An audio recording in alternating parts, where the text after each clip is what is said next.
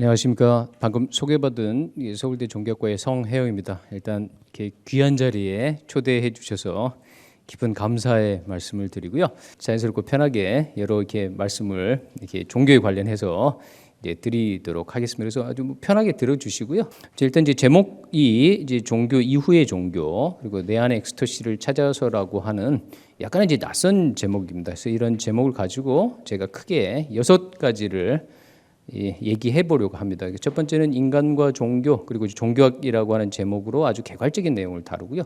그다음에 현대 사회에 소위 탈종교 시대라고 해서 그 종교의 영향력이 축소되면서 무종교인이 급속도로 증가하는 현상이 발생하고 있습니다. 그래서 그 내용을 말씀을 이제 현대 사회의 변화의 큰 축의 하나로서 말씀을 드리고요. 그다음에 또 다른 축으로 현대 사회와 개인의 부각이라고 하는 그 현대 사회에서 개인이 정말 자기 삶의 이제 주인공으로 등장하게 되는 현상이 이제 한국은 물론 전 세계에서 발생 중인데 이 내용을 이렇게 2가지를 2번하고 3번을 전체적인 현대 사회의 변화에 대한 배경으로 설명을 드리고요.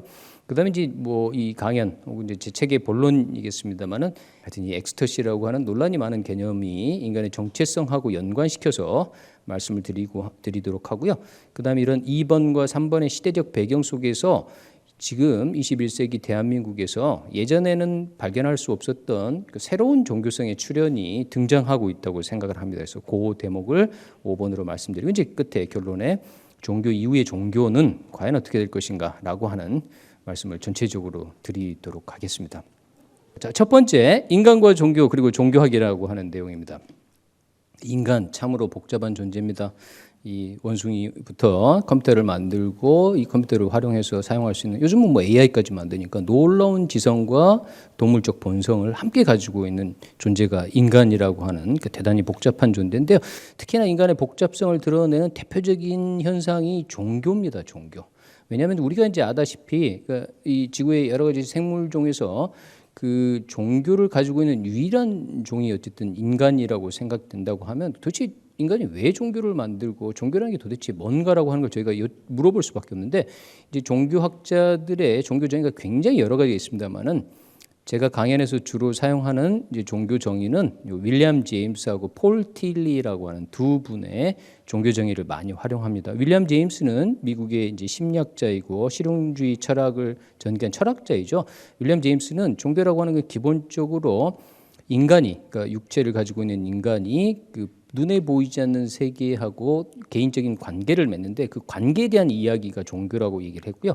그러니까 폴 틸리라고 하는 독일 출신의 신학자는 인간이 살아가면서 물을 수밖에 없는 궁극적 관심이 종교라고 했습니다. 뭐 어떤 게 궁극적 관심일까요?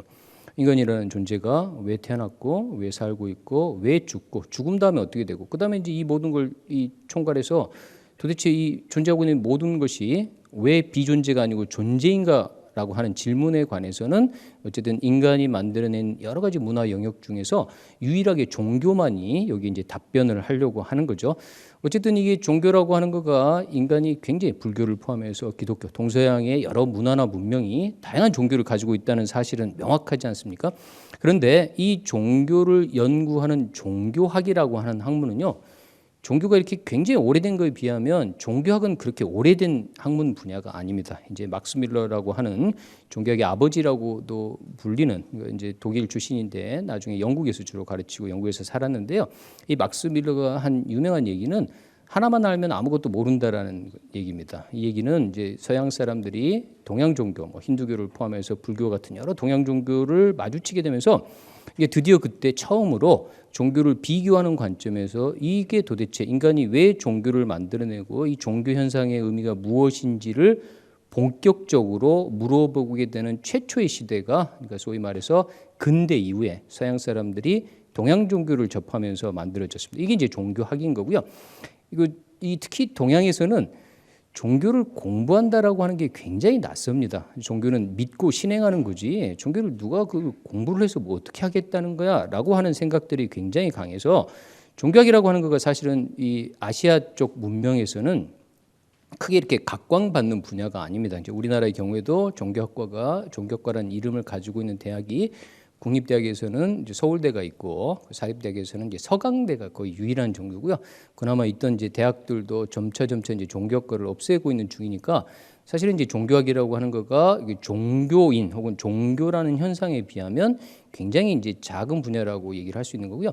어쨌든 종교학은 그러니까 신학과 달리 이 종교를 공부해서 자기 믿음 체계를 굳건하게 만들려는 목적이 아니라 종교 혹은 종교 현상을 연구를 해서 이 종교나 종교 현상을 만들어낸 인간이라는 게 과연 어떤 존재인가라고 하는 것을 물어보려고 하는 인문학의 한 분야, 이렇게 이해를 하시면 됩니다. 그리고 이제 종교학은 크게 두 캠프로 나눠져 있습니다. 한쪽 캠프는 종교 전통 캠프입니다. 그래서 우리가 전통적으로 알고 있는 불교를 공부하는 불교학자, 기독교를 공부하는 기독교학자, 이제 기독교 신학자 말고요, 기독교학자, 이슬람학자 같은 종교 전통을 공부하는 한 캠프가 크게 있고요. 다른 한쪽 캠프는 종교 이론 캠프라고 해서 이 종교 사회학, 종교 철학, 종교 인류학, 종교 심리학처럼 인접 학문 분야의 연구 방법과 지식을 가지고 와서 종교 현상과 종교를 연구하는 겁니다. 그러면 이제 저는 종교 심리학을 했습니다. 그러니까 종교 심리학이라는 게 심리학적 지식과 방법론을 통해서 인간의 종교와 종교성, 종교 현상을 이해하고자 하는 분야고요. 그다음에 종교 심리학 외에 신비주의의 비교 연구라고 하는 걸 했습니다. 이게 신비주의라는 게 이제 우리나라 사람들이 많이 알고는 있고 많이 들어보긴 했습니다만은 신비주의가 정확히 뭘 의미하는지에 대해서는 굉장히 이제 오해나 여러 가지 그런 이해의 충돌들이 일어납니다. 원래 신비주의라고 하는 거는요, 이 서양 사람들이 동양 종교를 처음 보고서 이게 뭘 알게 됐냐고 하면 힌두교를 포함해서 불교, 그다음에 이제 이 도교와 같은 여러 종교 전통에서는 소위 인간이 수행을 통해서 뭐 궁극적 존재든 혹은 존재의 참된 본성이든 간에 이거를 직접 체험할 수 있고 그 체험 자체가 종교의 가장 중요한 목적이 되더라는 거죠. 근데 반면에 이제 자기네들이 알고 있는 서양 종교는 어떻습니까? 예를 들어서 죽어서 예수를 믿고 예수의 이 믿음 때문에 죽어서 천국에 간다든지 하는 식의 구원의 개념 혹은 종교 생활의 궁극적 목적이 체험에 있는 게 아닌 거거든요. 그런 의미에서 보면 이 동양 종교의 이런 특성, 그러니까 개인의 비범한 종교 체험의 그 포인트 혹은 방점을 찍는 동양 종교의 이런 특성들이 자기네 종교 전통이 오랫동안 자기네 종교 전통, 그러니까 기독교라든지 이슬람이라든지 유대교 같은 데서 주류가 아니었던 소위 개인의 체험을 강조하는 신비주의적 흐름이 있었는데 바로 그 신비주의적 흐름하고 굉장히 비슷하네라고 생각을 하면서 신비주의라는 개념을 동서양 종교를 서로 비교하고 공통점을 찾아내려고 하는 시도로 본격적으로 이제 등장합니다. 그래서 이제 신비주의라는 이름 자체에 종교는 없고 여러 종교 전통 중에서 신비주의적인 흐름, 신비주의적 경향성을 나타내는 이 흐름들을 종교적 흐름들을 신비주의라는 말로 부릅니다. 그래서 여러 가지 이제 그 신비주의에 관한 얘기가 있는데요. 이제 대표적으로 신비주의의 그 주요한 구성 요소라고 제가 이제 말씀드릴 수 있는 것은 크게 세 가지입니다. 그러니까 신비주의는 이제 신비적 수행, 인간이 자신의 의식을 의도적으로 변화시키는 명상이라든지 기도와 같은 다양한 수행법을 통해서 심지어 합일 체험, 이 존재의 궁극적 본성 혹은 이제 궁극적 실제와 하나가 되는 체험을 하고 이 체험에 입각해서 그 상호 관계를 포함해서 인간과 우주의 관계, 그다음에 인간이 어떤 수행을 통해서 어떤 체험을 가질 수 있는지를 지적으로 이해하고 설명하는 사상이라고 하는 그 수행, 체험, 사상이라고 하는 이 세 가지 요소로 구성된 게 이제 신비주의인데요. 제가 전공한 게 종교 심리학하고 그 신비주의입니다. 그래서 그 책 이 내 안의 엑스터시를 찾아서라고 하는 책은 제가 전공한 이 종교 심리학과 신비주의의 관점에서 종교 이후의 종교를 다룬다, 이렇게 이제 보시면 될 것 같습니다. 그래서 이거 대충 인간과 종교 그리고 종교학에 관해서 이제 설명을 드렸고요. 자, 그러면 이게 이제 본격적인 문제 제기죠. 왜 이 불광에서 이 종교 문해력이라는 이름으로 현대 21세기 이 시점에 그 종교에 관한 얘기를 새삼스럽게 전개하는가라고 하는 관점에서 보면 저희가 이제 종교가 인간의 삶에 문화와 공동체에 굉장한 기여와 통찰과 위안을 줬다라고 하는 것은 또 맞는 얘기지만 다른 한편으로 종교의 이름으로 저질러진 이렇게 잔악한 행위를 포함해서 폭력이라고 하는 게 엄청나게 컸죠. 대표적인 게 보면 미국의 9.11 테러라고 하는 게 무슬림이 이 비행기를 하이제킹해서 이 아무 얼굴을 본 적도 없는 사람들이 수만 명이 근무하는 건물에 비행기를 충돌시켜서 자기도 죽고 수천 명의 사람들의 목숨을 한 번에 앗아갔는데 이게 종교적 이 순교, 다시 말하자면 지하드라고 하는 성전이라는 종교적으로 정당화시켜주지 않았으면 이런 일들이 일어나지 않는다는 거죠. 그러니까 종교란 이름으로 일어난 이제 현대에서 우리가 보았던 아주 끔찍한 사건이죠. 그 밑에는 아프가니스탄의 그 세계 유네스코 세계 문화유산으로 지정돼 있는 바미안 불상입니다. 뭐 가보신 분도 있고 익히 뭐 이 소식을 아시겠지만 아프가니스탄에 탈레반이라고 하는 근본주의자가 정권을 잡은 다음에 불교의 상징인 이교의 상징이기 때문에 이슬람의 입장에서 보면 이 바미안 불상을 이게 55m짜리입니다. 그러니까 높이가 55m니까 엄청나게 높은 이제 바미안 불상을 이 왼쪽과 오른쪽 사진이 뭡니까? 로켓포를 쏴가지고 몇 박 며칠 수백 발 로켓포를 쏴서 깔끔하게 깨끗이 없앤 겁니다. 이게 뭡니까? 이교의 상징이라서. 자, 이런 이유 때문에 사실은 현대 들어서 종교에 대한 비판이 굉장히 극렬하게 진행이 되고 있습니다. 그런데 놀라운 사실은 종교가 없는 사람입니다. 무종교인이 2007년에 전 세계 인구 중에 11%입니다. 그 다음에 에이티스트는요, 이게 이제 무신론자라고 부를 만한 사람들이죠. 그러니까 무신론자들이 2%에 가까이 된다는 얘기죠. 그러니까 그런 의미에서 보면 거의 한 13%에서 4% 되는 비율이 2007년에 이제 무종교인이었다는 얘기를 들 수 있습니다. 자, 그러면 이게 이제 종교의 이름으로 여러 가지 부정적인 사건이 있어서 인간이 종교에 대해서 비판적인 입장을 취하면서 무종교인들이 이렇게 많이 늘어난다고 주장을 하지만 여전히 전체 세계 인구의 11% 넘게 그 종교를 가지고 있다는 이유는요. 종교에 대한 강력한 비판에도 불구하고 종교가 주는 종교만의 위안이 분명하게 있었습니다. 이 이제 종교만의 위안을 몇 가지로 이제 정리를 해 보도록 하겠습니다. 첫 번째는 그 종교는 삶의 궁극적인 의문에 해답을 줍니다. 처음에 말씀드린 거죠. 그러니까 삶의 궁극적인 의문, 왜 태어났는지, 왜 죽는지, 죽은 다음에 어떻게 되는지, 이 존재하는 모든 것이 무엇인지에 관해서는 유일하게 여전히 종교만이 답을 하려고 합니다. 지금은 이제 현대의학이 발달해서 대부분의 사람들이 병원에서 임종을 맞이하지만 의사 선생님들이 임종을 맞이하는 환자나 환자 가족에게 이분이 약도 잘 드시고 주사도 잘 맞고 하니까 그 돌아가시면 천국 가시겠어요. 그러니까 환자와 환자 가족 여러분 전혀 걱정하실 필요가 없어요. 라고 얘기하도록 돼 있지 않습니다. 그렇죠. 그 철저하게 종교적으로 중립적인 태도를 취해야 되는데 유일하게 종교만이 죽음 이후의 그 삶의 혹은 죽음 이후의 세계에 대해서 얘기한다라고 하는 거고요. 그래서 종교를 받아들이는 사람의 입장에서는 여전히 종교가 굉장히 자기 세계관의 핵심을 차지하는 거죠. 그다음에 종교는 이 나는 더 큰 무엇의 일부, 다시 말하자면 시간과 공간에 제한된 육체적 존재가 아니라고 하는 사실을 종교는 강조를 합니다. 그리고 실제로 그거를 발견하는 방식으로 예컨대 불교 같으면 명상 수행을 통해서 내 마음, 내 존재의 가장 깊은 곳에 불성이 있다라고 하는 것을 알아차리는 사건이 우리 존재를 바꿀 것이다라고 하는 이 관점을 취하는 거죠. 그 점에서 이제 종교의 두 번째 이 위안은 우리가 시간과 공간에 제약적인 존재가 아니라고 하는 얘기를 한다라고 하는 거고요. 그다음에 세 번째는 우리가 만약 그렇게 더 큰 무엇의 일부라고 하면 우리가 마치 이제 손바닥과 손가락을 보면요. 손가락의 관점에서 보면 손가락이 다섯 개가 다 분리되어 있는 것처럼 보이지만 이 손가락이 사실은 손바닥하고 연결이 되어서 사실은 분리된 게 아닌 거잖아요. 그러니까 우리가 전체 일부라고 하면 어떤 방식으로든 우리가 전체와 연결되어 있다라고 하는 얘기를 강력하게 합니다. 그래서 다시 말해서 우리는 분리가 된 존재가 아니다라고 하는 것. 그래서 우리가 분리된 존재가 아니기 때문에 당연히 따라 나오는 얘기가 어떤 거겠습니까? 서로가 서로를 존중하고 뭐죠? 존귀하게 대하라고 하는 가르침을 종교만큼 강력하게 전개하는 이 가르침들이 없다라고 하는 거죠. 예를 들어서 구한말에 이제 기독교가 복음으로 전례가 됐잖아요. 기독교가 복음으로 전례가 됐을 때 기독교가 가르쳐 준 거가 노비, 여성 차별, 어린이 차별 같은 게였고 너희 모두가 하느님의 사랑받는 아들, 딸이어서 서로가 자매라고 형제라고 부르고 무조건적으로 사랑하라고 하는 가르침들을 가르쳐 줬으니까 그때 당시 여성들과 이 차별받는 노비라든지 중인들 입장에서 보면 그게 이른바 이제 복음인 거죠.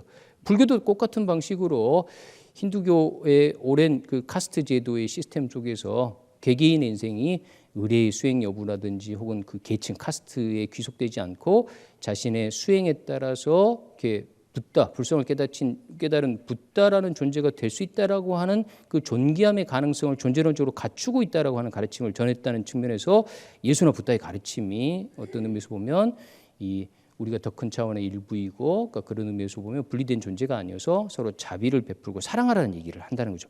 그 다음에 네 번째는요, 앞서 말씀드린 이 세 가지 거를 종교는 절대 말로만 하지 않습니다. 예수와 붓다의 삶이 대표적이듯이 나를 따르라고 하는 것처럼 실제 사례로서 보여줍니다. 만약 붓다와 예수가 자신의 가르침대로 살지 않았다고 하면, 그리고 붓다와 가르침을 따랐던 사람들이 붓다와 예수의 사후 이후에도 붓다와 예수의 가르침을 실천하지 않았다고 하면 우리가 알고 있는 불교와 기독교는 존재하지 않았을 가능성이 매우 큽니다. 그래서 이제 반복적으로 어떻게 합니까? 종교가 위기에 처할 때마다 원래 종교의 창시자들 예수와 붓다가 했던 가르침과 삶의 모습대로 다시 따라서 살 것을 강조하는 게 바로 거기에 있는 거죠. 그리고 이 네 가지 거를 다 합하면요, 이게 이제 마지막 종교가 주는 위안입니다. 종교는 종교가 아니고서는 제공할 수 없는 엄청나게 강력한 정서적 만족과 위안을 개인에게 줍니다. 이게 이제 크게 종교가 현대 사회에 이르러서도 우리 곁을 떠나지 않고 종교에 대한 비판이 굉장히 극렬하게 진행이 되고 있음에도 불구하고 전 세계에서 무종교인이 예를 들어서 15%를 넘지 않은 이유였다, 이렇게 이제 설명할 수 있는데요. 자, 이제 두 번째 챕터입니다. 그런데 21세기에 들어서요, 굉장히 다른 상황이 이제 벌어지게 됩니다. 이게 이제 탈종교 시대의 그 세속화와 무종교인의 증가라는 이름으로 말씀을 드리려고 합니다.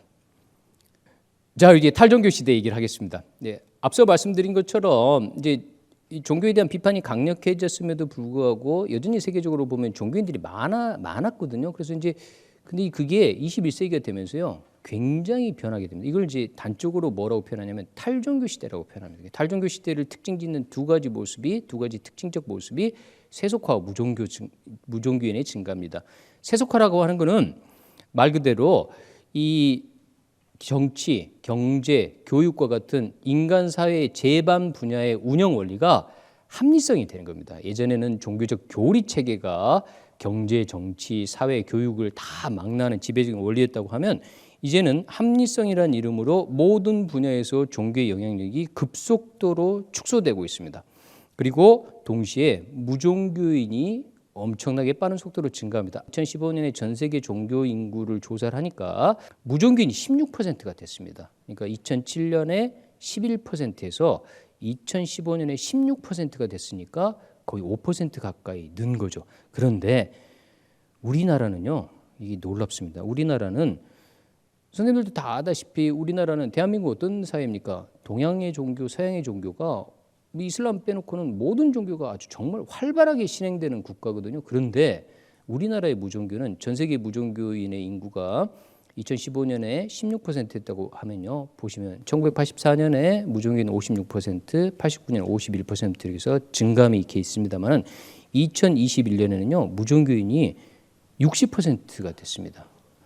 그 60%라고 하는 거는 아까 16%의 몇 배에 가깝습니까? 거의 3배 이상, 4배 가까이 되는 수치죠. 그 다음에 2022년, 2023년에 이제 기독교 쪽에서 조사한 통계조사에 따르면 갤럽에 의뢰해 갖고요, 63%로 늘었습니다. 이게 이제 굉장히 놀라운 일인 거죠. 그러니까 한국처럼 여러 종교가 다양하게 신행되는 국가에서 공산주의 국가, 중국이라든지 이런 나라 빼고요, 무종교인의 비율이 이렇게 높은 나라는 한국이 거의 유일하다고 봐도 과언이 아닙니다. 그리고 세부적인 내용을 보면 어쨌든 이 종교 분표표는 이제 전체적으로 2021년에 갤럽 조사에 따라서 60%까지 무종교인이 늘었다고 하면요, 그 오른편에 있는 표는 연령별 종교 분포입니다. 보시면 19세에서 29세의 경우에는 무종교인이 몇 %입니까? 78%입니다.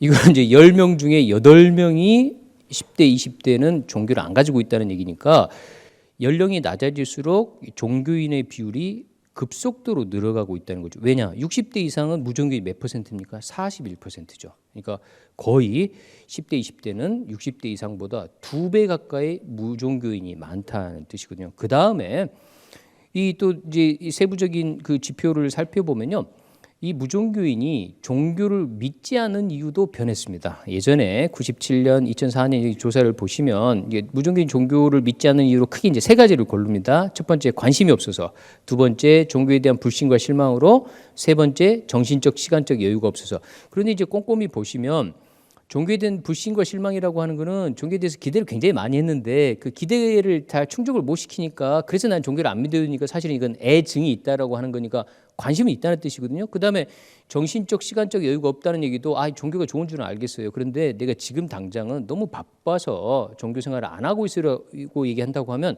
관심이 없어서는 무슨 뜻입니까?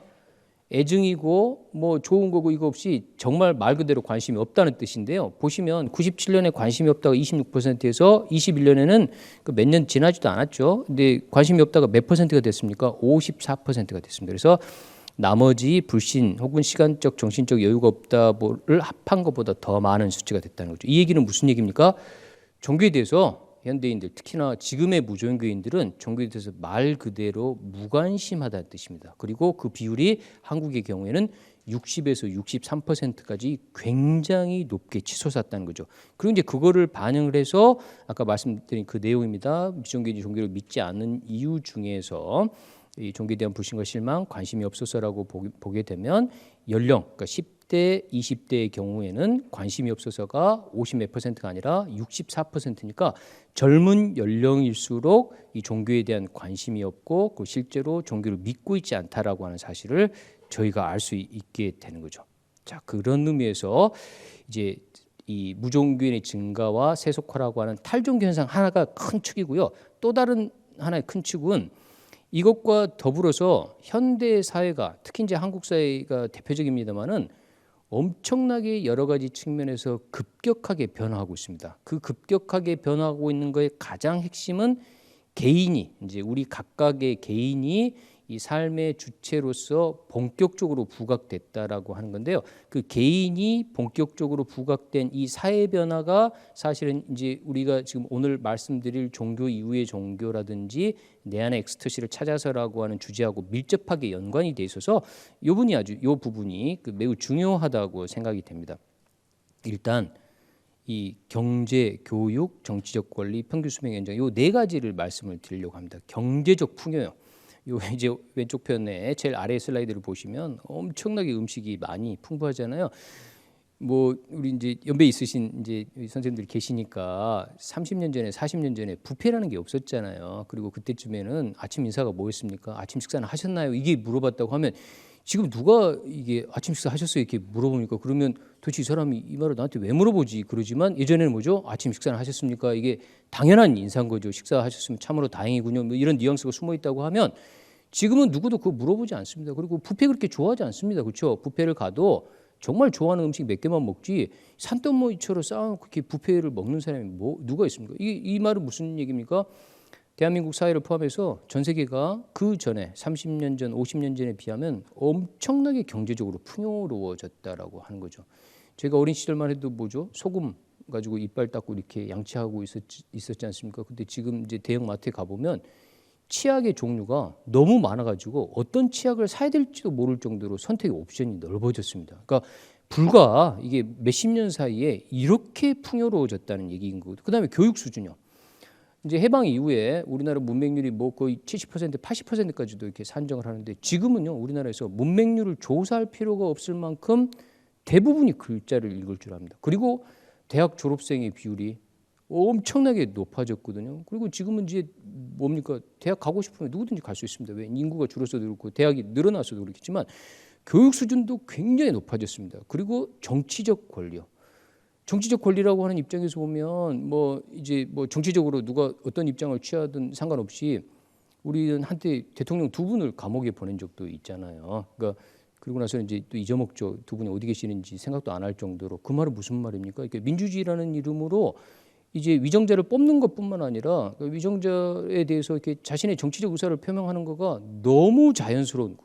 근데 불과 100년 전만 하더라도 그런 일이 가능했겠습니까? 그다음에 남자 여자의 권리라는 문제에서도 마찬가지죠. 이렇게 남성 여성이 과거에 비해서 차별 안 받게 되는 거. 예컨대 삼종지도 같은 게 대표적입니다. 그런 거는 더 이상 지금 이제 적용되지 않는 시대인데 이 모든 변화가 선생님들 생각과 다르게 불과 50년 사이에 혹은 100년 사이에 이 모든 변화가 다 일어난 거죠. 그 다음에 이제 가장 놀라운 거는 평균 수명의 연장입니다. 우리나라 기대 수명이 90세가 넘었대요. 그러니까 이제 살아계신 분들은 최소한 90세까지는 산다고 하는데요. 지금 그렇잖아요. 제가 이제 50대니까 지금 이제 저희 친구들이나 동료들이나 부모님들이 이제 막 돌아가셔서 상가에 가요. 그래서 상가에 가면 우리 부모님이 몇 세 돌아가셔서 70세 돌아가셨으면 뭐라고 합니까? 아니 왜 이렇게 빨리 돌아가셨어요? 이렇게 물어봐요.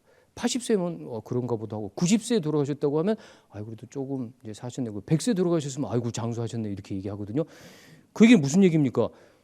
평균 수명이 저희가 지금 살아있는 이 기간 동안에 거의 1년에 0.5년 정도 평균 수명이 기대 수명이 늘어나고 있다는 거죠. 그러니까 이 네 가지 걸 모두 합하면요.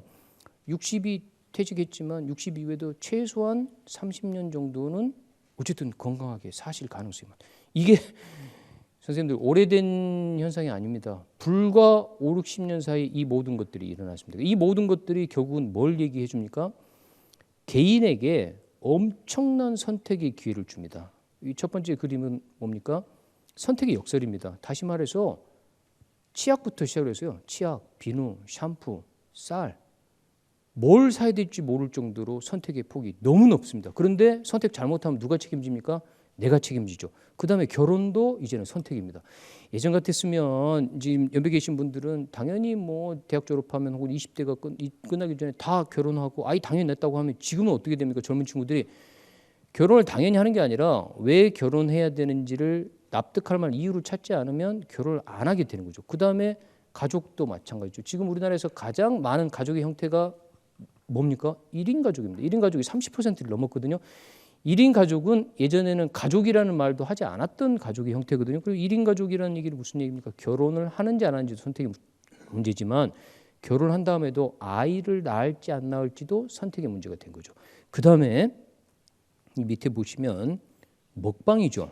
그러니까 이 한 자리에 앉아서 라면 20개를 먹을 수 있는 게 직업이 되리라고 누가 생각을 했겠습니까? 그런데 라면 한 자리에 앉아서 20개를 먹거나 햄버거를 20개, 30개를 먹으면 이게 수백만 명이 보고 그걸 가지고 직업이 된 거죠. 다시 말하자면 결혼, 아이를 낳는지 안 낳는지, 그다음에 어떤 직업을 선택하는지부터 모든 게 선택의 대상이 됐습니다. 뭐 종교는 말할 필요도 없는 거죠. 이렇게 되니까 사실은 개인이 그 선택의 결과도 책임져야 되는, 무한하게 책임져야 되는 이제 이 시대가 됐다라고 하고요. 이런 식의 패러다임의 전환을 보여주는 가장 대표적인 이야기가 개미와 배짱입니다. 개미와 배짱이 우리가 이제 뭐 초등학교 교과서에 이솝 우화처럼 해서 개미와 배짱이 나오잖아요. 개미와 배짱의 이제 얘기의 줄거리와 결론은 뭡니까? 이 개미처럼 여름에도 땀 뻘뻘 흘리면서 열심히 일을 해야지 여름에 띵가띵가하고 노는 배짱이가 결국 겨울 돼서 먹을 게 없으니까 개미한테 음식 얻으러 가가지고 음식을 못 얻으니까 이제 굶어 죽는다는 얘기인데 요즘 학생들이 젊은 친구들이 어린 아이들이 가장 많이 하고 싶은 직업이 뭔가요? 네. 그렇죠. 유튜브 크리에이터부터 시작해가지고 엔터테인먼트입니다. 이거는 개미에 가깝습니까? 배짱에 가깝습니까? 배짱이죠. 이제 기타 치고 딩가딩가 하고 엔터테이닝 하는 거를 누구든지 다 하고 싶어하죠. 그러니까 지금 이거를 뭐 개미처럼 벽돌을 묵묵히 쌓는다라고 하는 게 직업의 패러다임이 바뀌면서 이게 패러다임이 변했다는 얘기죠. 그래서 이 모든 것들을 압축적으로 얘기해 주는 게요. 결국 21세기는 예전과 달리 성별, 인종, 그다음에 지역, 출신 이런 것과 무관하게 내가 내 삶의 의미를 직접 찾고 그거를 직접 구현해서 내 삶을 꾸려나갈 수 있는 인류 역사의 최초의 시대가 된 거죠. 그리고 그거를 개인과 공동체가 그 부분을 적극적으로 지원해 줍니다. 무슨 이름으로? 행복 추구권이라는 이름으로. 그렇죠. 지금은 여자니까 안 돼. 그다음에 예를 들어서 인종이 뭐니까 안 돼.부터 그다음에 너가 교육을 못 받았으니까 안 돼. 이런 게 없는 거죠. 그러니까 그런 의미에서 보면 완전히 새로운 시대가 됐는데 인류 역사에서 이렇게 개인이 큰 자유를 누리고 큰 자유에 대한 책임을 지는 시대는 이 시대가 사실 선생님들 유일합니다. 유일하다고 봐도 과언이 아닙니다. 그리고 대한민국 더더욱 그러죠. 자, 그래서 이제 그 후유증이 개인이 모든 걸 책임을 지는데 그 개인이 모든 거를 자유도 누리고 그 결과도 책임을 무한히 져야 된다는 것 자체가 보시는 것처럼 엄청나게 힘들고 피곤한 일입니다. 그래서 특히나 한국 사회의 경우에는 이루 말할 수 없이 급격하게 발전하고 변화했기 때문에 이 변화와 발전이라고 하는 관점에서 인류 역사에 어떤 공동체나 국가도 이런 것들을 경험해 본 적이 없습니다. 그러니까 사실은 이 뒤에도 말씀을 드리겠습니다만은 세대 차이, 이념 차이, 남녀 차이, 지역 차이부터 시작해가지고 모든 갈등의 요소가 극단적으로 증폭된 형태로 우리나라에 다 들어있다고 봐도 과언이 아닌 거죠. 그러니까 사실은 세대 차이만 하더라도요. 지금 저희가 50대지만 이제 대학에 들어오는 20대 학생들하고 저희하고는요. 너무 사고방식이 달라서 학생들한테 얘기할 때 정말 조심해야 됩니다. 그런데 이제 저희 부모 세대 70대, 80대신데 80대 부모님이 생각하는 거하고 저희하고도 엄청난 차이가 있어서 80대 부모님하고 20대하고는요.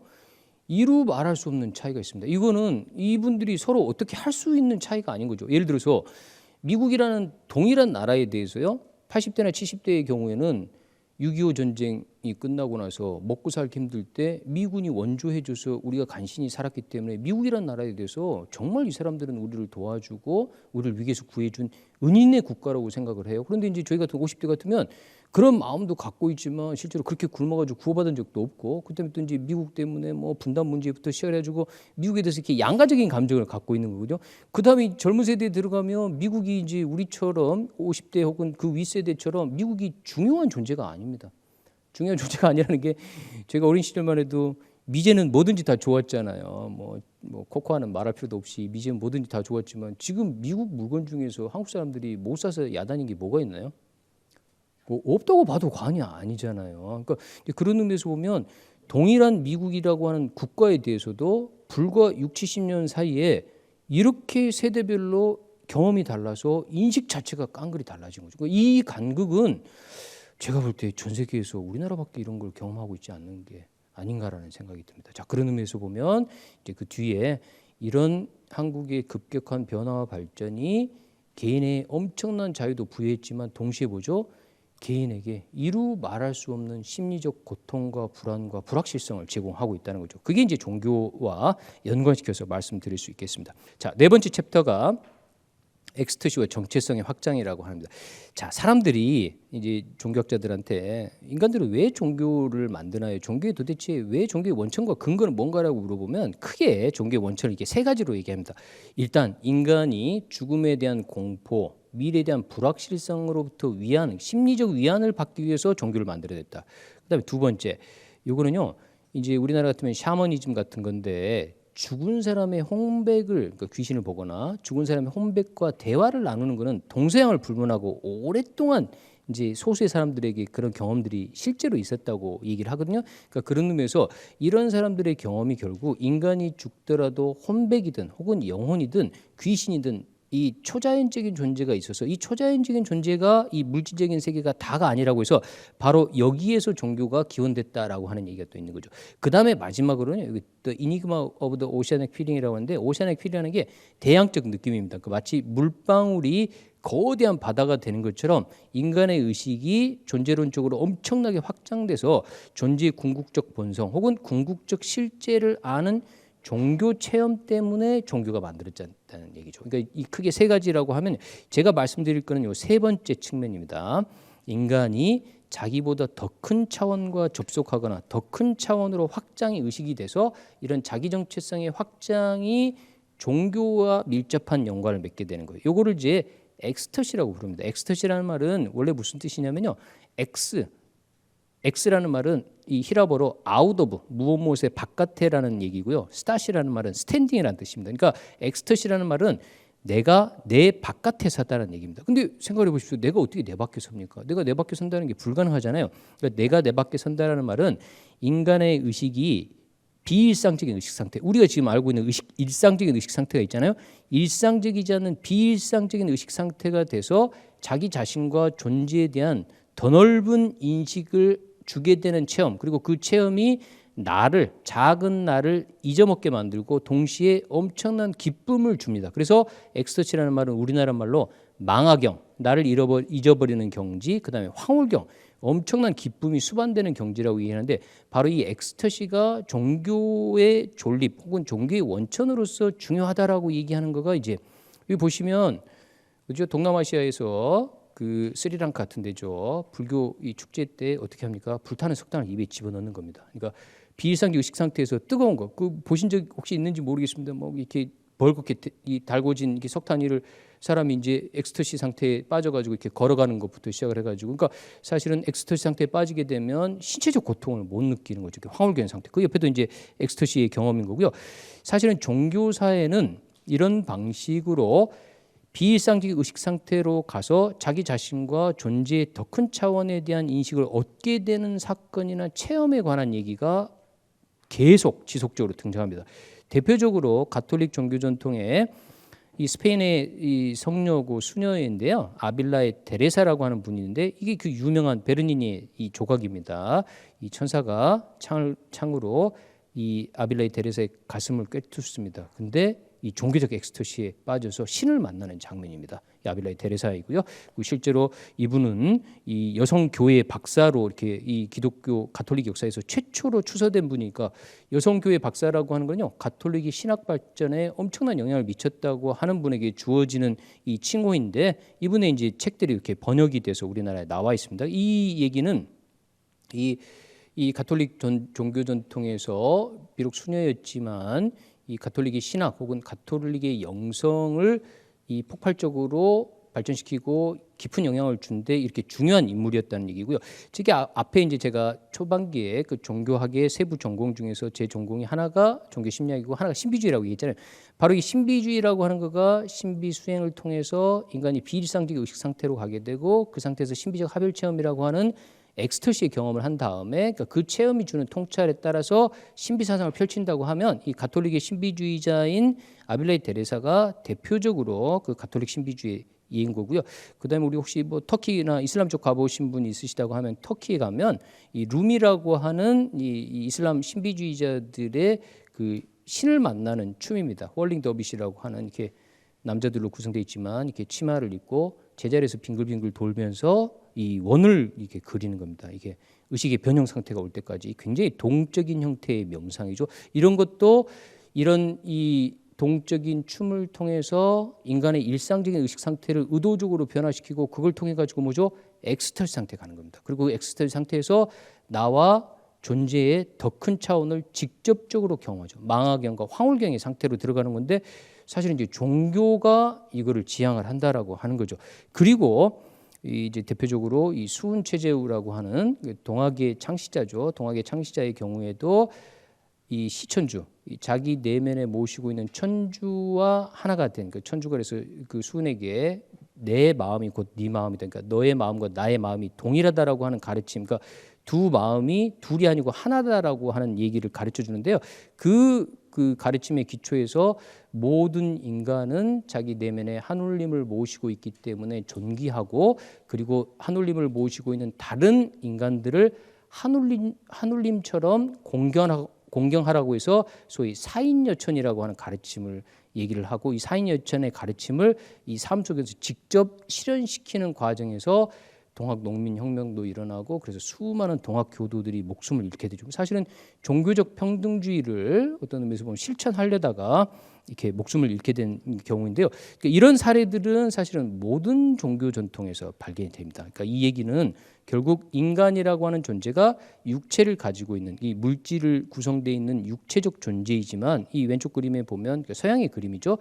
인간이 이렇게 손과 머리를 저쪽 하늘, 이 천상의 세계를 향하고 있다는 거죠. 인간이 이 두 세계에 얽혀 끼어 있는 존재죠. 중간적인 존재인데, 인간이 이 두 세계를 자기를 통해서 통합을 하라고 하는 거죠. 이걸 이제 유교식 용어로 표현하면 뭐라고 합니까? 천인합일이라고 하죠. 천지인합이라고 천인합이라고 표현하는데, 오른쪽에 있는 글자 무자라고 하는 글자죠. 무자라고 하는 글자는 하늘이라고 하는 윗작대기하고 땅이라고 하는 거하고 천하고 지가 인간에 의해서 연결이 되는데, 어떨 때요?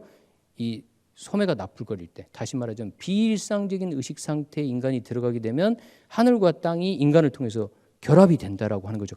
이거는 아까 말씀드린 것처럼 인간이 지금까지 자신을 정의했던 고정불변의 자기 정체성을 뛰어넘는 바깥으로 벗어나는 엑스터시 경험을 통해서 과거의 자신이 인지하지 못했던 존재, 자기 정체성의 확장을 이루게 되고, 이렇게 확장된 전체성의 인식을 통해서 더 큰 자기 정체성을 발견해가는 과정. 이게 이제 사실은 엑스터시라고 말할 수 있는 거죠. 자, 그리고 이제 다음에 보시면요. 그래서 아까 그 신비주의를 말씀을 드렸습니다만은 그 신비주의에서 그 수행이라고 하는, 그러니까 신비 수행이라고 하는 거는 결국은 자기 자신의 정체성을 더 확장시키는 여러 가지 분야의 시도들인데 크게 이렇게 세 가지 분야로 나눌 수 있습니다. 지성적 수행, 윤리적 수행, 명상 수행이라고 하는 이름으로요.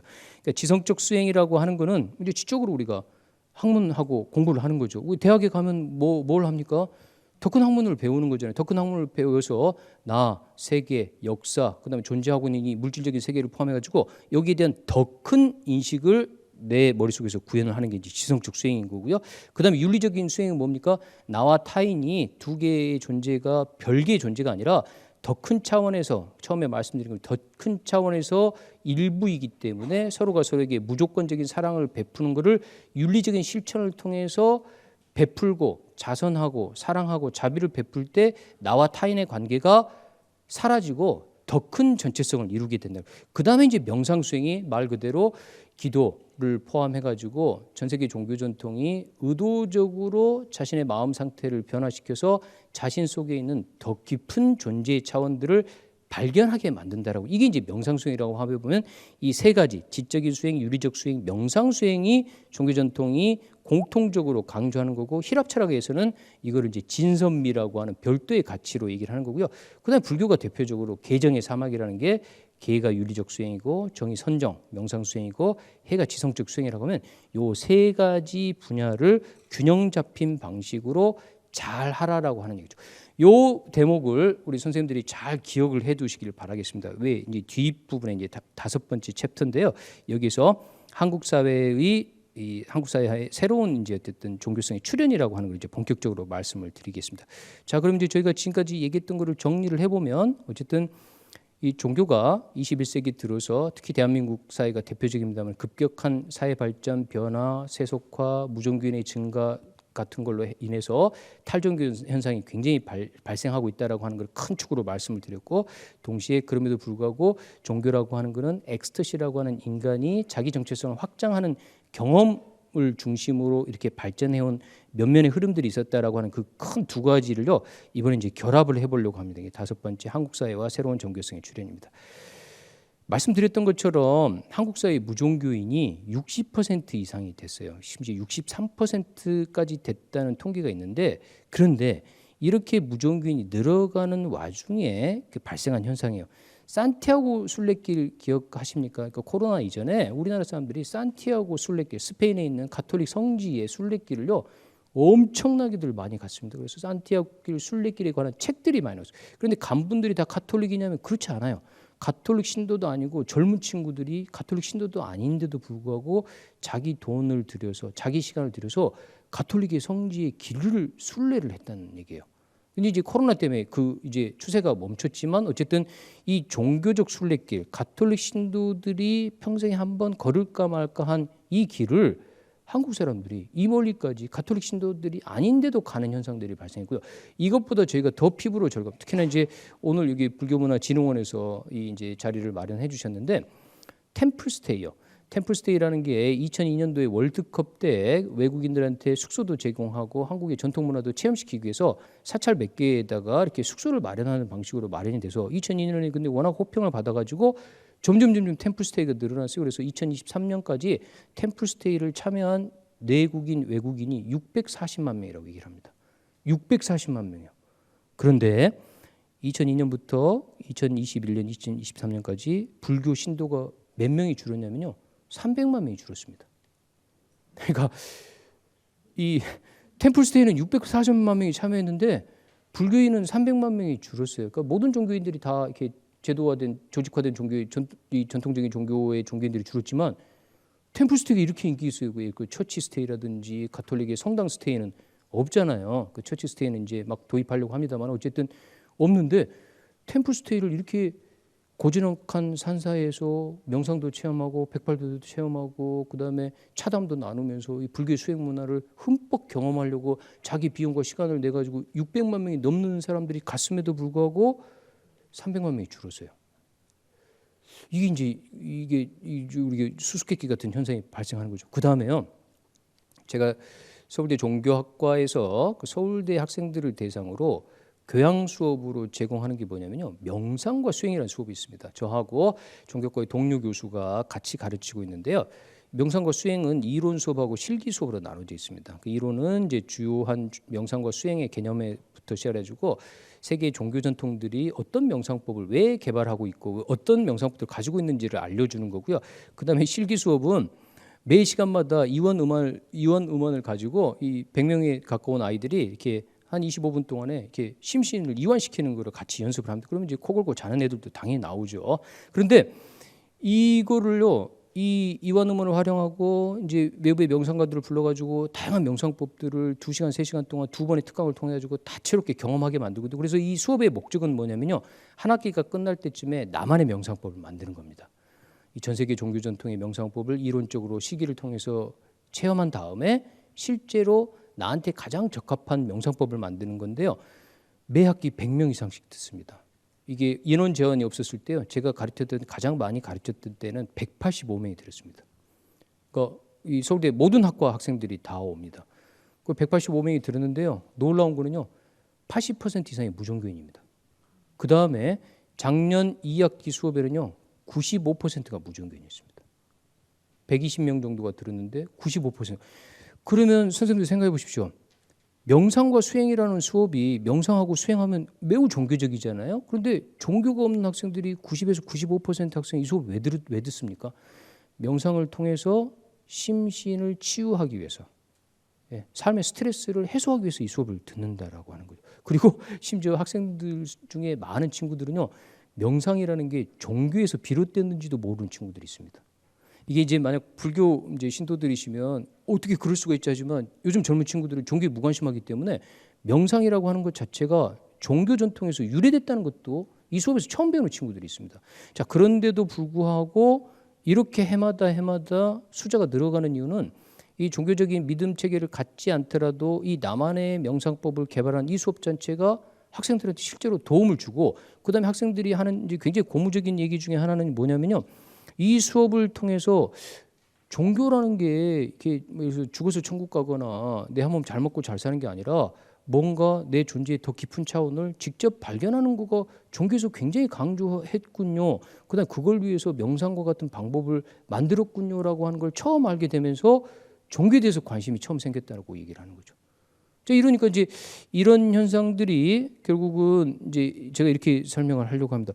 자, 이게 종교라고 하는 외피는 두르지 않았지만 종교 전통이 오랫동안 발전시켜온 명상법을 젊은 대학생들 혹은 비불교인들을 포함해가지고 640만 명이나 되는 사람이 실제로 사찰에 가서 템플스테이를 경험하는 이유가 뭘까요? 라고 하는 얘기죠. 이유가 뭘까요? 제가 이거를 설명하는 방식으로 지금 메슬로의 욕구 위계론 이제 표를 가져왔는데요. 메슬로라는 사람이 이제 이런 얘기를 하잖아요. 인간의 욕구라고 하는 게 하이어라키 오브 니즈. 그러니까 인간의 욕구라는 게 이 위계가 있다라고 하는 거예요. 제일 먼저 인간들이 뭐죠? 생리적 욕구를 충족시켜야 된다는 거죠. 그러니까 먹고 마시고 이렇게 숨쉬고 이렇게 자고 하는 기본적인 생리적인 욕구가 충족된 다음에는 내가 좀 안전을 보장받고 싶고, 안전이 보장이 되면 사랑과 소속감을 느끼고 싶고, 그 다음에 자기 존중감, 그 다음에 나오는 게 자아 실현이라고 하는 거죠. 그러니까 먹고 살 수도 없어요. 전혀 안전하지도 않아요. 그 자기에 대한 자존감도 없는 상태에서 자아 실현이라는 게 이게 가능하겠냐는 거죠. 그러니까 다시 말하자면 인류 역사를 놓고 보면요, 이 생리적 욕구, 그러니까 먹고 마시는 거를 충족시키기, 그러니까 공동체의 대부분이 충족시키는데 이렇게 많은 시간이 걸린 거죠. 그게 충족이 되고 나니까 안전. 지금 우리가 뭐 일본이 우리나라 쳐들으라고 물론 이제 북한하고 같이 있어서 그 부분은 좀 염려가 됩니다만은, 일본 사람들이 임진왜란처럼 쳐들어가지고 우리를 뭐 이렇게 노비로 잡아오고 이거 걱정 별로 안 하시잖아요. 그러니까 그런 일 잘 없을 거라고 생각하는데, 그런 의미에서 보면 안전의 욕구도, 그 다음에 이제 나오는 게 자연스럽게 서로 사랑하고 내가 어디에 소속되고 싶고, 그 다음에 자기 존중감, 자아 존중감이라고 하는 게 이제 요즘 이제 급격하게 이제 이 주된 과제가 되면서 자아 실현의 욕구가 생깁니다. 다시 말하자면 내가 직접 찾은 삶의 의미에 따라서 내 삶을 꾸리고 내 삶의 모습을 만들고자 하는 욕구가 지금, 예전에는 소수의 사람에게나 가능했죠. 경제적으로 풍요하고 계층, 특정한 성별, 그다음에 특정한 인종에게나, 그러니까 전체로 치면 뭐 10% 혹은 5%나 간신히 가능했던 게 지금은 뭐죠? 어쨌든 공동체의 대다수가 자아 실현을 하라고 하는 거죠. 근데 매슬로우가 했던 재밌는 얘기가 뭐냐면요, 이 자아 실현의 가장 꼭대기에는 뭐가 있냐고 얘기를 했다고 하면 자아 초월의 욕구가 있다는 거죠. 인간이 자기 자신의 삶의 의미를 발견하고 이것들을 실현하려고 하면 마치 이 작은 자아를 넘어서서 더 큰 자아의 초월적인 차원을 발전시키려고 하는 자아 초월의 욕구가 있다. 이 자아 초월의 욕구를 실현한 사람이 자기가 볼 때는 예수, 붓다, 노자, 플라톤처럼 우리가 알고 있던 종교의 성인들이라든지 철인들이야말로 인간이라고 하는 작은 자기 정체성의 규정을 넘어서서 더 큰 차원에서 절정 경험, 산 꼭대기에 올라가서 이 존재와 우주 전체를 바라보고 조망하게 되는 그 경험을 한 사람들. 그래서 여기 보시면 매슬로우 책이죠. Religions, Values and Peak Experience라는 책에서 자아 초월의 욕구, 그다음에 자아 초월을 실현한 사람들에 대한 얘기가 나오는 거죠. 자, 이 말씀을 왜 드리겠습니까?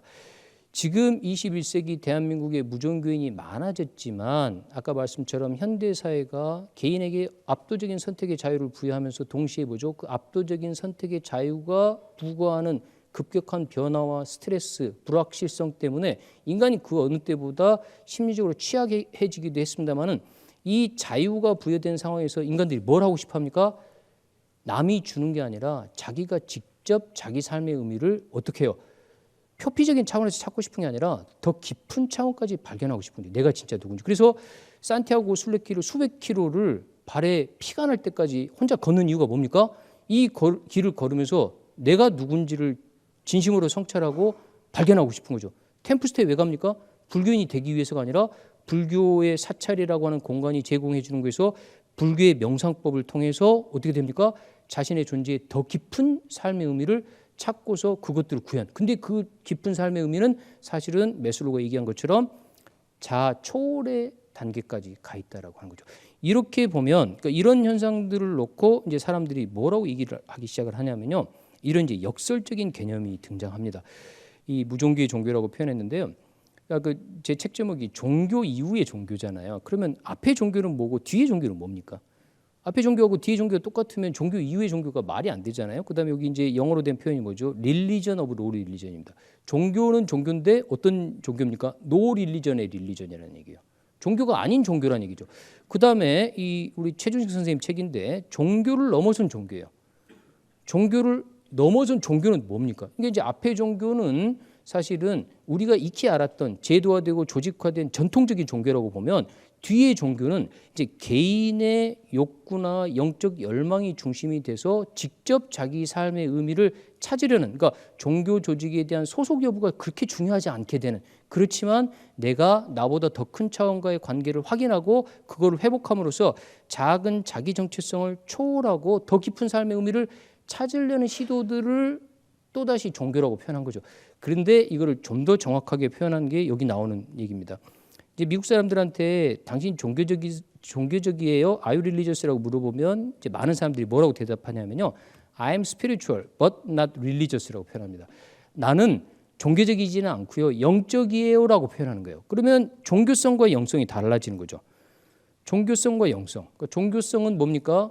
전통적인 방식의 제도화된 종교 속에서 구현되는 나의 더 깊은 차원, 더 궁극적인 차원과의 관계 회복의 노력이라고 하면, 영성이라고 하는 거, 스피리추얼리티라고 하는 거는 제도화된 전통적인 조직화된 종교의 교리책이라든지 그 조직에 묶이지 않고 개인이 주체가 돼서, 요 가운데 그림이죠. 영성이라는 게 뭡니까? Be part of something bigger than yourself.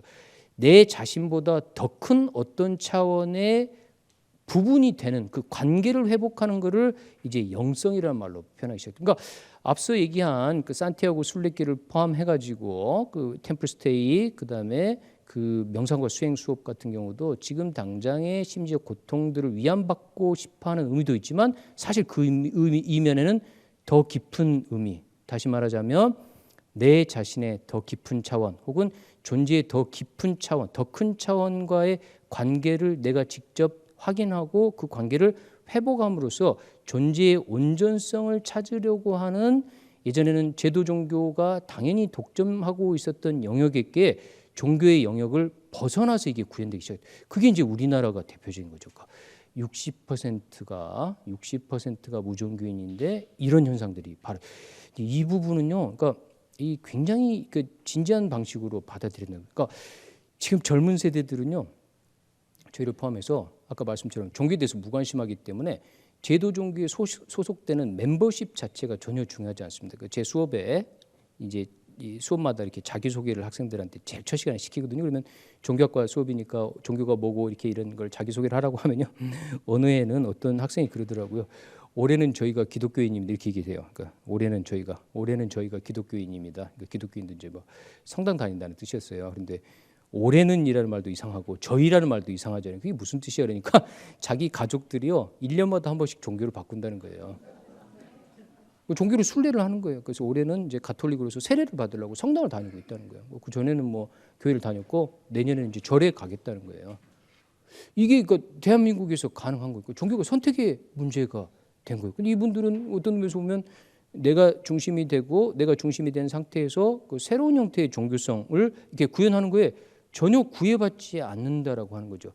그러니까 한때 그런 조사도 있었어요. 예전에 그 가톨릭 신도가 한참 늘고 이제 개신교인들이 줄어드니까 이제 개신교 쪽에서 통계 조사를 했어요. 그 이제 인터뷰 같은 걸 해서 이 개신교에서 가톨릭으로 이 개종한 분들을 조사를 해보니까 그 어떤 얘기가 나왔냐고 하면 목사님들이 이제 그 조사 결과를 보고 약간 이제 놀라셨다는 거예요. 그 놀란 이유가 이 개신교에서 가톨릭으로 개종한 분들이 개신교나 가톨릭이나 다 같은 기독교라고 생각하더라는 거예요.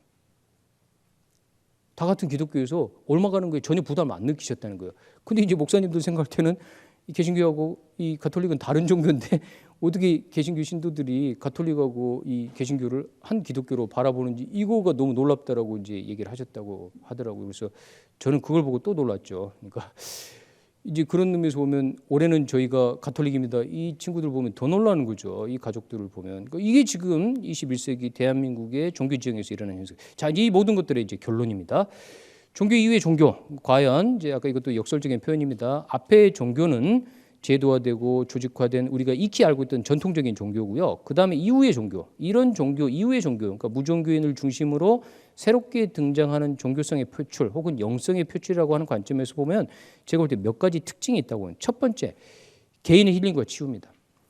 개인의 힐링과 치유라고 하는 거가 이제 이렇게 사람들이 뭐 이 깨달음을 얻거나 혹은 죽어서 천국 가거나 혹은 이제 뭐 신과 하나가 되거나 이런 식의 이제 종교가 전통적으로 지향했던 굉장히 큰 목적이 종교 생활의 목적이 되는 게 아니라 지금 내 심신을 힐링하고 치유하는 실질적인 목적이 이 21세기의 개인에게 특히 이제 무종교인을 중심으로 굉장히 강력하게 일어나고 있는 이 현상이 피할 수 없을 거라고 하는 얘기인 거죠.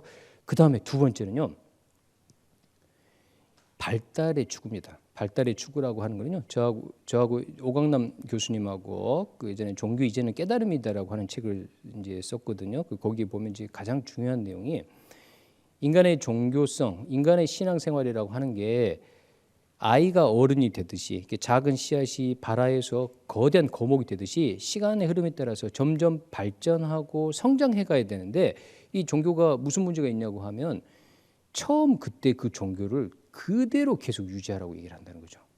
변하지 말고 발전하지 말으라고. 그런데 보십시오. 아까 말씀드렸잖아요. 현대 사회가 경제적으로 교육의 측면에서나 정치 권리의 측면에서나 너무나 발전하고 발달한 거예요. 그래서 개인의 교육 수준부터 정치적 권리의식 수준에 이르기까지 모든 부분이 발전하고 변화했는데 종교적 교리가 혹은 종교적 가르침이 이런 사람들의 변하고 발달하고 성장한 의식 수준을 고려하지 않은 상태에서 수천 년 전에 얘기했던 거를 똑같은 방식으로 얘기를 하게 되면 이거를 받아들일 리가 없다는 얘기죠. 그렇죠? 예를 들어서 남녀 차별에 관한 얘기를 생각해 보십시오. 만약 남성과 여성의 차이를 종교적인 교리를 가지고 정당화하거나 차별을 정당화한다고 하면 이게 어떻게 되겠습니까? 젊은 여성들이 이걸 받아들일 리가 없잖아요. 그다음에 보시면 예전에는 이제 그 종교인들이 유일하게 그 사회에서 글을 읽을 수 있는 계층인 경우들이 굉장히 많았죠. 그런데 지금은 종교인들 스님이든 목사님이든 교무님이든 간에 설교나 설법을 하신다고 하면 청중들 중에 박사학위를 받은 사람 너무나 많은 거예요. 그러면 뭘 설교를 하고 뭘 설법을 하셔야 되는 거죠. 그래서 자기 전공 분야가 아닌데 잘못 얘기를 하시면, 예전에는 사람들이 다 글자도 잘 못 읽고 했기 때문에 종교인들이 하는 얘기를 그대로 다 들었다고 하면, 지금은 그런 시대가 아니라고 하는 거죠. 그래서 발달의 추구라고 하는 거는 개인의 신앙이 이 표층적인 레벨, 다시 말해 어린아이 신앙에서 어른의 신앙으로 점점점 더 세계관, 경험, 지식이 쌓임에 따라서 변하고 발전해야 되는데, 이게 이제 종교가 변화 발전을 수용하지 못하게 되면 이게 이제 심각한 문제를 만들어낼 것이고, 그리고 사실은 이 현대 사회의 종교의 많은 부분들이 특히 이제 근본주의적 종교라고 우리가 많이 표현하는데요. 현대 사회가 너무나 발전하니까 사람들이 다 불확실성을 어떻게 감당할 수가 없어요. 이 불확실성 감당할 수 없으니까 이 불확실성을 회피하는 방식으로 종교적 교리의 몇몇 중요한 원칙을 있는 그대로 충실하게 믿기만 하면 모든 삶의 문제가 해결된다는 게 이게 이제 근본주의 원리주의인데요. 이 근본주의 원리주의가 우리 생각에는 아주 오래전에 등장했을 것 같지만 언제 등장했어요? 근대 현대 사회에서 현대인들이 자신의 자유 혹은 불확실성이 주는 책임을 견디지 못해서 이 근본주의적 원리주의적 태도가 다시 등장하는 거죠. 그러니까 그런 의미에서 보면 이 발달이라고 하는 것, 변화를 인정한다는 게 매우 중요한 것, 특히 제도화되고 조직화된 종교 역시도 소위 종교 이후의 종교를 얘기한다고 하면 이 부분을 고려하지 않으면 정말 큰 위기에 맞을 거라고 생각하고, 그다음에 이제 세 번째가 이게 이제 처음에 말씀드린 그 수행 중에 세 가지 분야 얘기했잖아요. 그 지성적 수행, 윤리적 수행, 명상 수행 얘기했는데요. 지성적 수행은 이미 교육기관으로 다 넘어갔습니다. 네? 종교 단체에 교육받으러 오는 분은 없잖아요. 다 대학에 가고 박사학위 받고 이렇게 하니까 이 세속적인 교육 시스템이 종교의 교육적 기능을 다 양도받았죠. 그다음에 윤리적 측면, 법률을 포함해 갖고 사회 규범이라고 하는 게 그 이슬람 국가 몇몇을 제외하고는 종교법이라는 게 더 이상 의미가 없죠. 그러니까 한국 사회는 철저하게 세속화된 법률 체계, 규범 체계를 갖고 있는 곳이기 때문에 윤리적 규범으로서의 종교적 역할도 세속화된 영역으로 다 넘어갔습니다. 마지막으로 종교가 남은 게 그 명상 수행이라고 하는 존재에 대한 직관적인 통찰을 얻는 부분인데, 이 부분도 어떻게 됐습니까? 세속화되고 있습니다. 아까 말씀처럼 명상과 수행이라고 하는 수업 자체가 대학에서 열리고, 템플스테이라는 게 열렸지만 이 템플스테이를 갔다 온 사람들이 불교인이 되려고 하지 않고 라고 하는 것 자체가 명상 수행 자체도 종교의 영역으로부터 벗어났다는 거죠. 자, 그러면 이게 이 바람직하고 불가피한, 그러니까 불가피한 현상이긴 하지만 이런 현상이 바람직하냐라고 물어봤을 때 꼭 그렇지 않다는 거죠. 개인이 주체가 돼서 명상 수행을 통하고 자신의 심신을 힐링하는 방식으로 뭐라고 표현하죠? 이 세 가지 영역을 적절하게 균형 잡고 통합시키지 못하게 되면 문제가 생깁니다. 그 대표적인 게 이제 균형 잃은 종교 체험이라고 했는데요. 이 세 가지 거, 명상 수행과 지성적 수행과 윤리적 수행 중에 명상 수행만이 일방적으로 강조돼서 놀랍고 비범한 종교적인 체험, 엑스터시 체험이 있다고 하더라도 이게 윤리적으로 지성적으로 이 보완받지 않으면 이게 묵탄한다 같은 사람입니다. 힌두교에서 엄청난 구루, 깨달은 스승으로 추앙받고 미국에 넘어가가지고 이렇게 뭐 미성년자 성추행부터 시작해가지고 온갖 나쁜 일을 다 했어요. 나중에 심장마비로 돌아갔는데, 이게 결국 뭡니까? 인간의 그 이 명상 수행 혹은 비범한 종교 체험이 윤리적 지성적 측면하고 균형 잡지 않게 되면 생기는 문제. 그다음에 여러분들 보십시오. 윤리적 측면이 과도하게 강조되면 뭐가 됩니까? 율법주의가 됩니다. 경직된 율법주의가 되는 거고요. 그다음에 지성만이 유일하게 강조되고 나머지 분야가 이렇게 도외시 되게 되면 아주 싸늘한 형태의 지적 종교가 되는 거죠. 그러니까 결국은 이 종교라고 하는 게 이 세 분야가 균형을 잡으면서도 골고루 발전해야 되는데, 이거를 사실은 이제 불교 종교 전통이 뭐라고 얘기했습니까? 개정해 사막이라는 말로 이 세 가지 분야가 각기 고유한 영역이 있지만 이 세 분야가 고루 통합적으로 발전된다라고 하는 것을 수천 년의 이 경험을 통해서 이게 지혜로서 알려줬다고 하면, 지금은 어떻게 된 거죠? 사람들이 이 제도화된 조직화된 종교로 떠나게 되면서 이 예전에 겪었던 시행착오를 다시 겪게 되는 현상들이 발생할. 그러니까 이 신종교와 관련해 가지고 여러 가지 스캔들이 생기는 이유가 그거를 되풀이하는 겁니다. 그러니까 종교 지도자에 대한 과대한 기대부터 시작해가지고, 그러니까 이 문제가 사실은 종교 이후의 종교에서 제도화되고 조직화된 종교가 이 과제들을 명확하게 인지하고 그런 의미에서 사회적 기여를 해야 된다는 말씀을 드리고 싶었던 거고요. 특히 한국 사회에서요. 한국 사회에는 자살률 OECD 국가 중 1등이잖아요. 부동의 1위입니다. 부동의 1위라고 하는 것은 한국 사회가 너무너무 힘든 사회라고 해요. 살기가 힘든다고 그러죠. 사회적 갈등이라고 하는 게 모든 분야에서 극단적인 형태로 일어납니다. 이럴 때 종교가 아까 말씀드렸던 것처럼 우리가 분리된 존재가 아니고 무조건적인 사랑과 자비를 베풀어 가지고 우리의 삶 자체를 더 낫게 만들어야 된다는 걸 종교보다 더 앞장서서 주장하는 게 없는데, 그러면 종교가 제 역할을 회복해야지 한국 사회가, 더군다나 그 우리나라 같으면 한두 개 종교가 있는 게 아니잖아요. 전 세계 모든 종교가 골고루 실행되고 있다고 하면 종교가 제대로 된 사회적 역할을 회복을 해야지 60%의 무종교인을 포함해 가지고 한국 사회 전체가 더 살만한 곳으로 된다는 거죠. 이 뒤에 보시면 천국으로 가는 길이죠. 이 우리나라 사진입니다. 이게 제가 합성한 사진이 아니고 이 원작자를 알 수가 없어요. 그래서 천국으로, 여기 뒤에 김밥 천국 있을 거라고 제가 맨날 농담하는데 그렇지는 않고요. 이 천국으로 가는 길 여기 위에 이 보시면 자동차도 소나타니까 우리나라 실제로 그린 거죠. 그러니까 이제 우리나라 사람들이 사실은 종교심이 세계 어느 나라 사람 못지않게 강렬한 사람이죠. 사실은 천국이 뭘까요? 천국이 뭘까라고 물어봤을 때 천국이라고 하는 거는 개인과 공동체가 고통받지 않고 행복한 거죠. 이게 이제 종교가 목적으로 하는 이상향을 가장 명확하게 표현한 단어라고 보면 이 천국에 대해서 기독교도 그렇고 불교도 그렇고 같은 말을 합니다. 뭐라고 얘기합니까? 기독교도 착한 사마리아인 비유를 얘기하잖아요. 교리에 대한 믿음 체계, 올바른 교리를 갖고 있느냐 안 갖고 있느냐가 중요한 게 아니라 자기 주변에 도움이 필요한 사람을 직접 돕는 게 중요하다고 얘기를 한 거고, 불교도 뭐죠? 선불교 시부도의 가장 마지막 그림이 어떤 거죠?